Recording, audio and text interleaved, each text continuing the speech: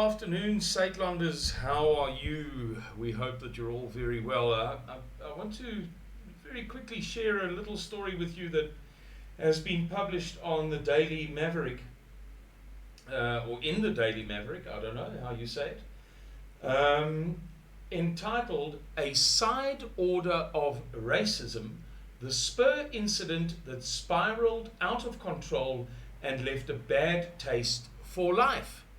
Very poetic. Written by Alan Amble, who is the founder of Spur. And published on the 26th of October, so roughly 10 days ago, as I said in the Daily Maverick. And the gist of the story is that, okay, so Alan Amble writes the article about this incident that happened at Spur in 2017, the altercation between the black mother and the white father, the man in the blue shirt, the famous man in the blue shirt, and he proceeds to describe how the guy in the blue shirt was irrefutably in the wrong. And I have to say that I'm sympathetic to some aspects of what this Alan Amble guy has to say, because I do think that the guy in the blue shirt allowed the matter to get the better of him.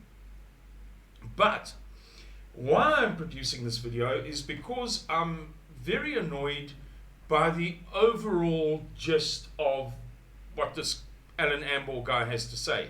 Namely, that there was a racial incident and the blue-shirted man was completely in the wrong, and that's more or less the end of it. For the rest, he just waffles about CCTV and social media and his yoga class and how the light in me acknowledges the light in you and all of this kind of new age rubbish. When I think that he could have been more honest about it. Just honest. Even if you don't know the definitive truth, as he doesn't, as I don't, as you don't, there is another aspect to the story that is claimed. And it would have been honest of him to confess that that aspect exists. We don't know for sure whether it's true. We can't know. But it has what's called in English verisimilitude, a ring of truth. The blue-shirted man's explanation, as it came out later on, notwithstanding that he got carried away, and frankly I don't think he handled it as well as he could have, the blue-shirted man's explanation had verisimilitude. When you listen to it, it kind of made some sort of sense. It could have been an absolute lie, but it had a ring of truth about it. And Alan Amble is dead dishonest by not admitting that that aspect to the story exists. That man's defense ran something like this, as I heard it. There were a few stories that were bandied about, some claims, some allegations, some contradictions, but in the end it came down to his claim that his child had been punched or smacked by the black woman's child in the play area.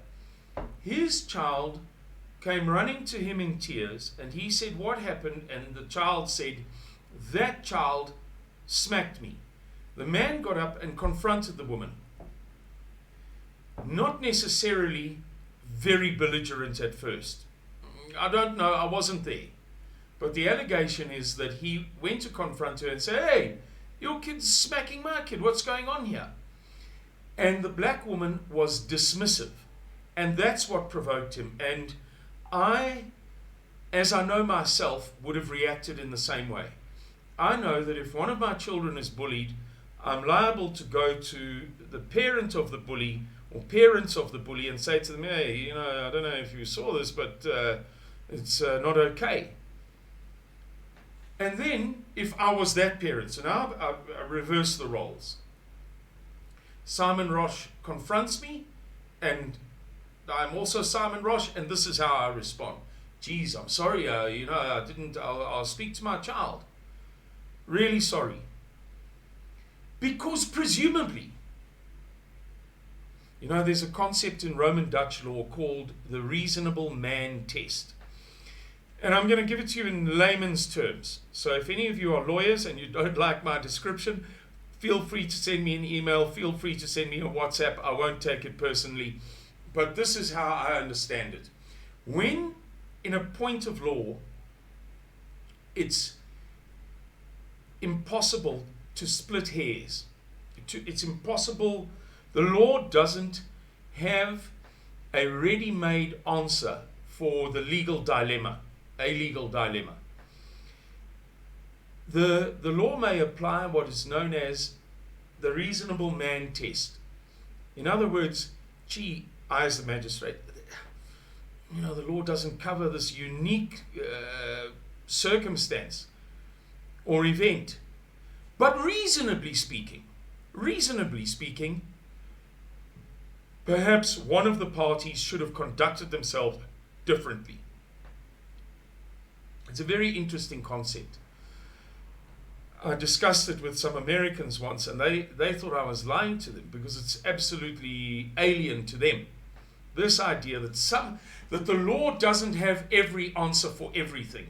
And sometimes you just have to be a human being as a magistrate or a prosecutor or policeman and endeavor to be reasonable.